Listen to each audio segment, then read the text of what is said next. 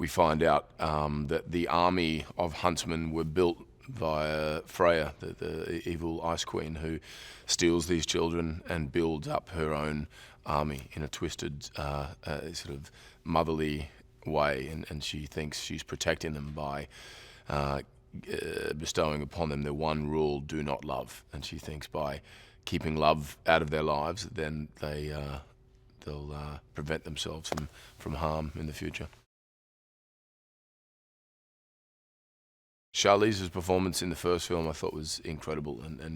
and stole the film as far as I was concerned, and was hugely excited that she was coming back and going to be a part of this one. And we learned a lot about her history and the way you know, she had quite a horrific upbringing which led her on this path of destruction and power and has a hatred towards men in particular for what they had done to her. And so you feel empathy with that villain in a lot of ways, I think, which makes for a far more interesting and compelling character in those relationships. Ravenna and Freya are sisters, and at the beginning of the film we learn that due to something horrific happening to Freya, something extremely tragic, she loses a child, that pain unleashes her this great power within her, and ability to manipulate ice and water and snow and control elements, and there is this warring relationship between the two of them,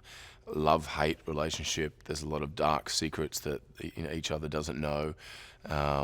but together are an absolute force to be reckoned with, and one that the Huntsman and his wife Sara need to take down in some way. The mirror, I think, represents a whole lot of different things and themes for different people. Vanity and ego and power, but that it is a source of great power, an evil power, and I think the good side want to attain it to destroy it and hide it from the world, or not allow it to fall into the wrong hands. And the bad side, the evil queens, want to use it to conquer all and to enhance their own powers and strengths. There was a great chemistry that existed between all of us. I think we all did truly love the material and were excited to be a part of the film. And I was excited to, I'd done very male-dominated, heavy kind of films, in the past, and it was nice to not be surrounded by all that testosterone and bravado, but a whole different strength in spades with these women, just hugely talented.